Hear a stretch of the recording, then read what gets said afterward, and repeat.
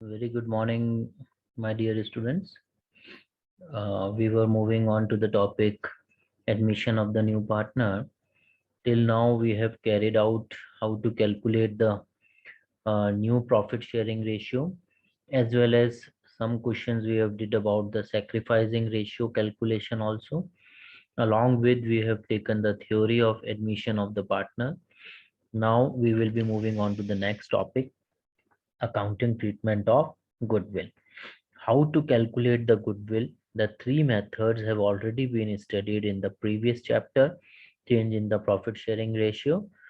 वही वाला काम हमें वापस यहाँ करना पड़ेगा अगर क्वेश्चन में गुडविल की कैलकुलेशन पूछी जाती है. I repeat the name of the three methods.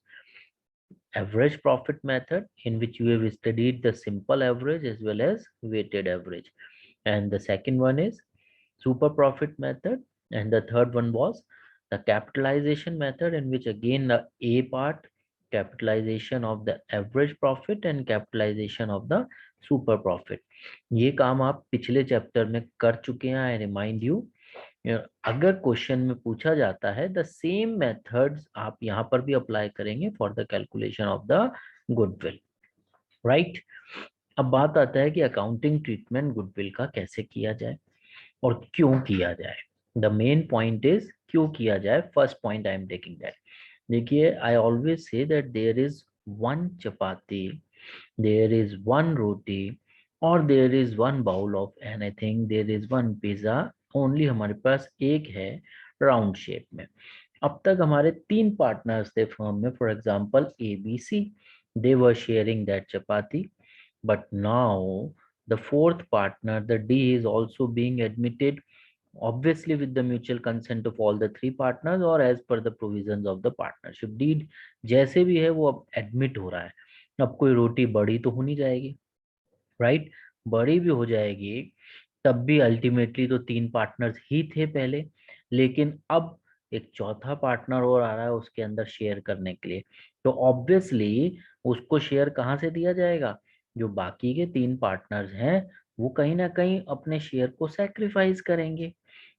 It is not necessary that all में सेक्रीफाइस. ये अभी आगे जाकर आप देखेंगे, हो सकता है कोई पार्टनर गेन करे, बट प्रैक्टिकली अगर हम सोचें कि अगर नए पार्टनर को शेयर देना है तो ऑब्वियसली बाकी तीन पार्टनर्स कुछ ना कुछ अपने शेयर को क्या करेंगे, सेक्रीफाइस. और अब नया पार्टनर तो जीवन भर के लिए पार्टनर बन जाएगा. Going concern concept, the business will go on and the partner will also go on. तो जब तक प्रॉफिट चलते रहेंगे बिजनेस के तब तक वो पार्टनर उसका शेयर लेता रहेगा. तो इनके लिए जो पुराने पार्टनर्स हैं टिल द लाइफ टाइम इनको सेक्रीफाइस करना पड़ेगा. तो ये लोग क्या कहेंगे कि भाई we should also get compensated one time. हमें कुछ ना कुछ एक बार में तो मिले, क्योंकि हमें तो लाइफ टाइम अब क्या करना है, सेक्रीफाइस. तो अब पुराने पार्टनर्स क्या करेंगे, पुराने पार्टनर्स कहेंगे कि हमें कंपनसेशन दिया जाए. अब फिर पॉइंट आता है कि कितना दिया जाए. So we have derived a one common base, and that is goodwill. Goodwill is what? It is the reputation of the firm. It is something which the firm is earning the profit due to that reputation, right? तो इस goodwill को सबने मिलकर base बना रखा है. अब base कैसे बनाया है वो हम कैलकुलेट कर लेंगे तीनों मेथड से. That will be called as a goodwill of the firm. और फाइनली जो गेनिंग पार्टनर है which is incoming partner, new partner, वो कंपनसेट करेगा किनको, ओल्ड पार्टनर्स को, right. In which ratio, you already know that it is the sacrificing ratio. And the journal entry, again always the gaining partner to sacrificing partner. but यहाँ पर क्या है, goodwill की हमें तीन सिचुएशंस पढ़नी पड़ेगी, राइट. आप स्क्रीन पर देख रहे होंगे case number 1, case number 2 and case number 3. इनके क्वेश्चंस भी हम लोग करेंगे, बट पहले एक बार हम केसेस को देखें. केस नंबर 1 क्या कह रहा है, the heading I am reading. When, देखिए मैंने हाईलाइट किया इसको, when the amount of goodwill. यहाँ पर हम गुडविल को क्या कह रहे हैं, प्रीमियम. क्यों कह रहे हैं अभी मैं रिपीट करूंगा, अभी समझाऊंगा. लेकिन पहले लाइन देखिए, when the amount of goodwill और the premium is paid privately. Privately का मतलब पार्टनर आपस में ही लेन देन कर रहे हैं, आउटसाइड द फर्म। फर्म को इससे कोई लेना देना नहीं है। It is the mutual understanding of the partner, A partner, B partner, C partner और डी पार्टनर।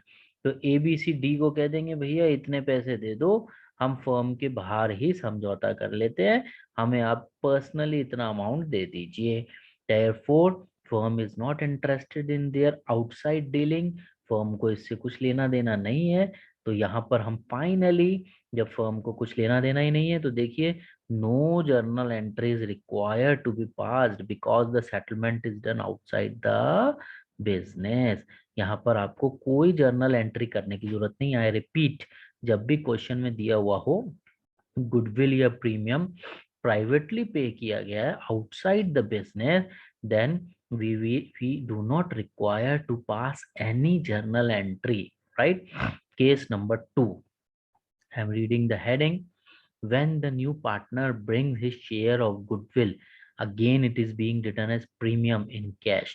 अब ये बार बार हम प्रीमियम क्यों लिख रहे हैं, पहले हम इस चीज को समझ लें। There is one accounting standard number 26 AS, as you know 11th class में भी पढ़े थे।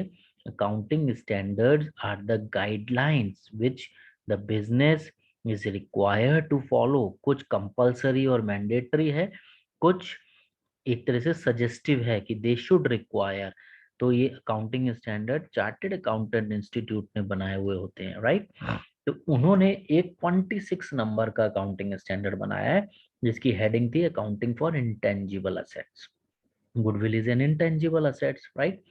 तो अकाउंटिंग स्टैंडर्ड 26 की गाइडलाइन क्या कहती है कि गुडविल को हम तभी रिकॉर्ड करेंगे बुक्स में व्हेन सम अमाउंट और इट्स वर्थ, या तो कुछ रुपए या उस रुपए की कीमत का कुछ उस गुडविल को अक्वायर करने के लिए पे किया गया हुआ है। रिपीट अगेन, ये goodwill can only be recorded in the books when the money, any amount जो भी डिसाइड किया हो, और the money's worth has been paid to acquire that. Generally जब भी हम कोई बिजनेस खरीदते हैं तब हम उसकी गुडविल के लिए पेमेंट करते हैं, that is called as a purchase goodwill.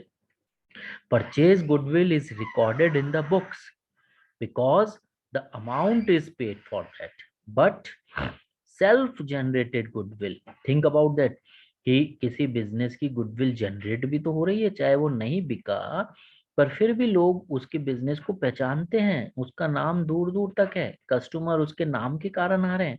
Think about Rawat kachori भंडार, you go, anybody come to the Jaipur also knows about that famous shop। तो वो दुकान चाहे बिकी नहीं है पर फिर भी उसकी गुडविल तो है, that is a self generated goodwill. अब हम उस गुडविल को रिकॉर्ड नहीं कर सकते अपनी बुक्स में, क्यों? क्योंकि अकाउंटिंग स्टैंडर्ड 26 यही कह रहा है कि no amount has been paid for it and therefore it is not a purchased goodwill and it cannot be recorded। Purchase goodwill तभी पिक्चर में आएगी जब हम कोई बिजनेस खरीदेंगे और उसकी गुडविल के लिए कुछ एक्स्ट्रा पैसे देंगे उसकी असेट और लायबिलिटी से ज्यादा, राइट? तो that time goodwill will come into the picture.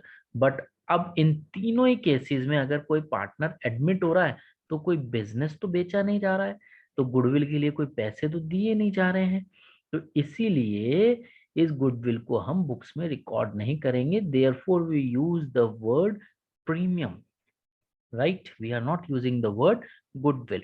अब केस नंबर 2 पे मैं वापस आ रहा हूं। When the new partner bring his share of goodwill in cash, obviously cash is a real asset, real account, और जब भी कैश बिजनेस में आएगा तो डेबिट व्हाट कम्स इन। अगर पार्टनर कैश की जगह चेक ला रहा है तो बैंक अकाउंट डेबिट करते हैं, वो 11th वाला rule, debit the receiver, right? लेकिन इसके अंदर दो सब सिचुएशन हो सकती है।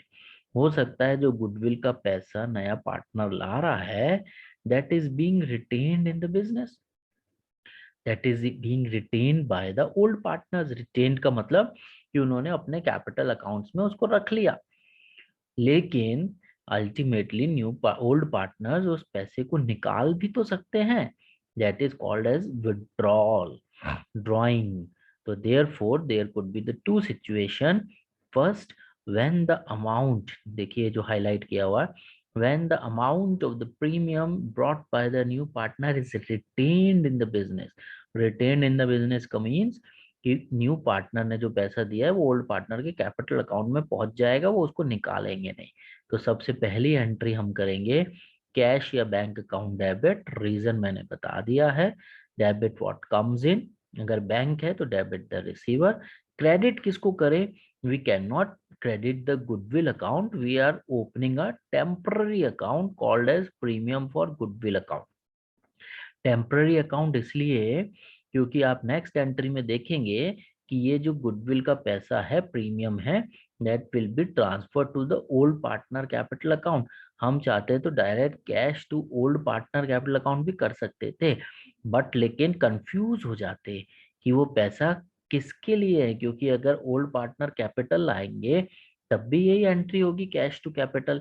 इसलिए हम इस टेम्पररी अकाउंट को खोलते हैं ताकि हम लोग डिफरेंशिएट कर सकें कि ये पैसा आखिर आया तो क्यों आया। और सेकंड रीजन क्या है कि पैसा आज लाया जा रहा है और कैपिटल अकाउंट में हो सकता है 3-4-5 दिन बाद ट्रांसफर करें, तो इसलिए अलग डेट्स पे अलग एंट्री। खैर फिलहाल हम यहाँ पर ये जान लें कि cash account debit to premium for goodwill account is the first entry, जितना भी पैसा वो गुडविल के लिए लेकर आ रहा है। Right now, the second entry is for transferring this amount to the old partner's capital account. याद रखिएगा ये एंट्री सेक्रीफाइसिंग रेशियो में करी जाएगी। सेक्रीफाइसिंग रेशियो आप निकाल चुके हैं, ओल्ड माइनस न्यू रेशियो। तो जो टेम्पररी अकाउंट आपने फर्स्ट एंट्री में खोला था, क्रेडिट करा था, अब इसको हम डेबिट करके खत्म कर देंगे। तो प्रीमियम फॉर गुडविल डेबिट हो गया और ओल्ड पार्टनर्स अकाउंट क्रेडिट हो गए। ऑब्वियसली उनको पैसा मिल रहा है तो आप देखेंगे कि उनके कैपिटल अकाउंट के राइट साइड यानी क्रेडिट साइड में लिखा हुआ आ जाएगा by premium for goodwill. But the main thing is that this is being done in the sacrificing ratio. Questions करेंगे then it will be more clear. अब इसी का सेकंड केस, अगर इस गुडविल को पार्टनर्स विड्रॉ कर लें, विड्रॉ करने का मतलब जो पैसा उनके कैपिटल अकाउंट्स में पहुंचा था, अब उनके कैपिटल अकाउंट्स को हम कम कर देंगे, और कम करने का मतलब decrease in the capital account is debited. तो अब आप क्या करेंगे, अगर आपको क्वेश्चन में दिया हुआ हो कि पार्टनर्स जो हैं इस गुडविल के पैसे को विड्रॉ करेंगे, तो फर्स्ट और सेकंड एंट्री जो अभी आपने करी है ये तो सेम रहेगी, पैसा लाने की, पार्टनर के कैपिटल अकाउंट में ट्रांसफर करने की सैक्रिफाइसिंग रेशियो में। इसके अलावा बस थर्ड एंट्री और कर ली जाएगी, और वो थर्ड एंट्री कौन सी होगी? आप ड्राइंग्स की जो एंट्री करते थे, याद करिए drawings account debit to cash और बैंक करते थे, और कई बार ड्राइंग्स अकाउंट को बंद करने के लिए कैपिटल में ट्रांसफर कर देते थे। तो यहाँ पर हम डायरेक्टली कैपिटल अकाउंट को डेबिट करेंगे because the capital is ultimately reduced. तो debit the capital because it is decrease. तो old partner capital account debit to cash और बैंक। याद रखिए फर्स्ट वाली दोनों एंट्रीज होंगी, उसके बाद ये थर्ड एंट्री होगी। इसका अमाउंट कितना होगा? That will be the proportionate amount. हो सकता है क्वेश्चन के अंदर ये दिया हुआ हो कि पूरी गुडविल विड्रॉ कर ली, तो जो एंट्री आपने सेकंड वाले अमाउंट की करी है ये वाली, वो अमाउंट यहाँ पर आ जाएगा, राइट? क्योंकि जितने पार्टनर को मिले उतने ही तो विड्रॉ करेगा।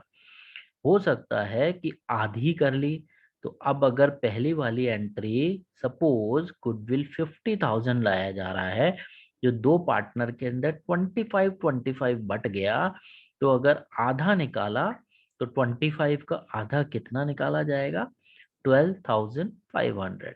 तो 12,500 विड्रॉ कर लिए जाएंगे। हो सकता है 1/4 निकाल लिए जाए। 1/4 का मतलब और आप हाफ कर लेंगे 12,500 के भी, 6,250 से ये एंट्री हो जाएगी। हो सकता है परसेंटेज में दे दिया हो 40%, 60%। तो कहने का मतलब जो आपने सेकंड एंट्री के अंदर अमाउंट लिखा है उसका उतना ही प्रपोर्शन या फ्रैक्शन जो भी हो सकता है सेम कैलकुलेट आप इसके अंदर कर लेंगे। That will be given in the question कि कितना विड्रॉ किया जा रहा है। पूरा किया जा रहा है तो पूरा एंट्री लिख लेंगे, आधा किया जा रहा है तो उसको हाफ कर लेंगे, कुछ परसेंटेज है तो उसको परसेंटेज में कैलकुलेट कर लेंगे। I hope the second point या second case situation is very much clear. जब क्वेश्चंस करेंगे तो सब चीजें दोबारा रिपीट होगी। Now I am moving on to the case number 3। What is the case number 3? Go through the heading which is being highlighted over here.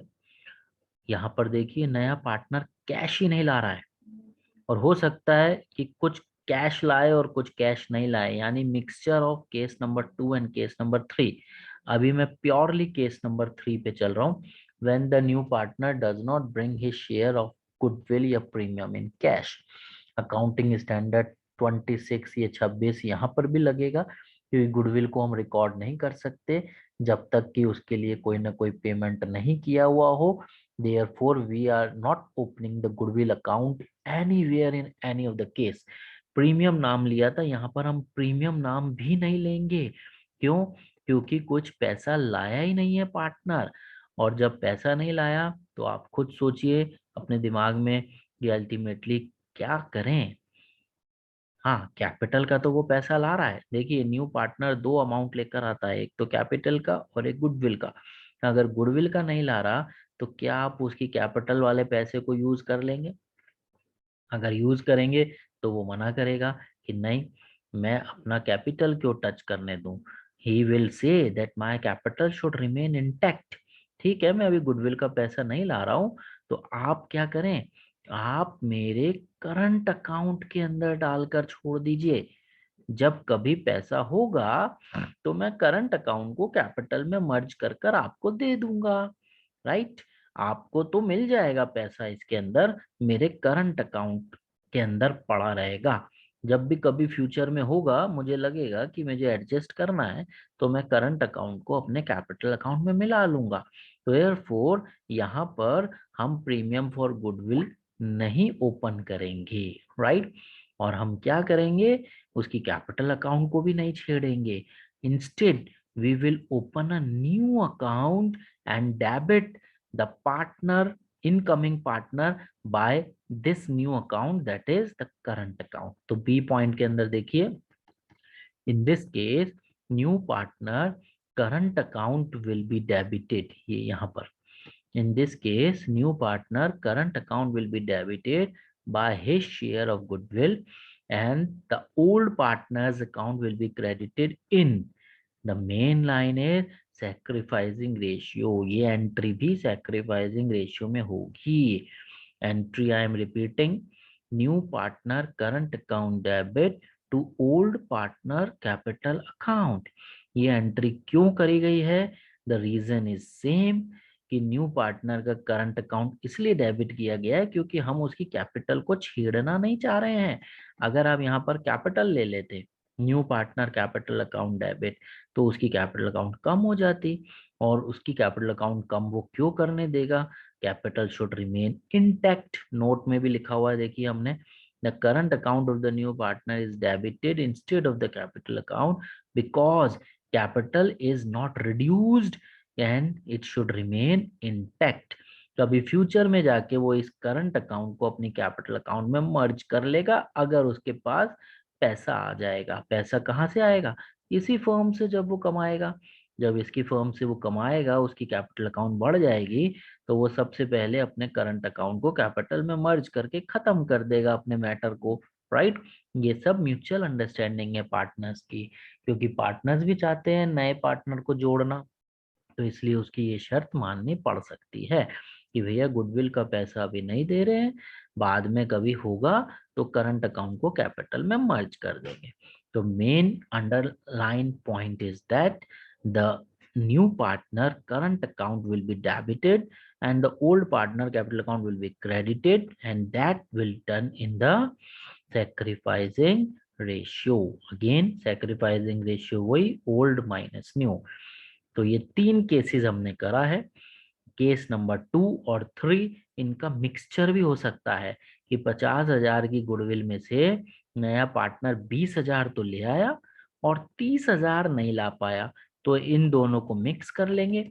20,000 के लिए ये वाला काम हो जाएगा, राइट, और 30,000 के लिए ये वाला काम हो जाएगा। यानी cash account debit to premium for goodwill, ये तो करेंगे हम 20,000 से। फिर प्रीमियम फॉर गुडविल डेबिट करेंगे 20,000 से। न्यू पार्टनर का करंट अकाउंट डेबिट करेंगे 30,000 से, जितना वो नहीं लाया। और टू ओल्ड पार्टनर्स, इनको तो पूरे 50,000 मिल ही जाएंगे, लेकिन कौन से रेशियो में? सैक्रिफाइसिंग रेशियो में।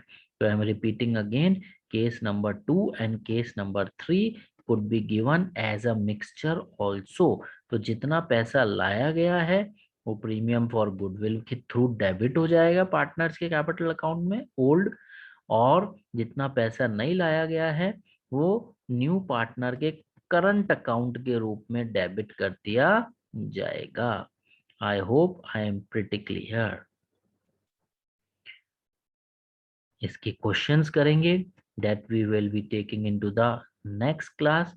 लेकिन आप इस थ्योरी को पूरा ढंग से वापस पढ़ लीजिए, देख लीजिए, go through from your book also, और इसके क्वेश्चंस हम जब करेंगे then you will be very much clear about the same. Thank you all. Wait till the next recording or we will meet into the next class. Take care all.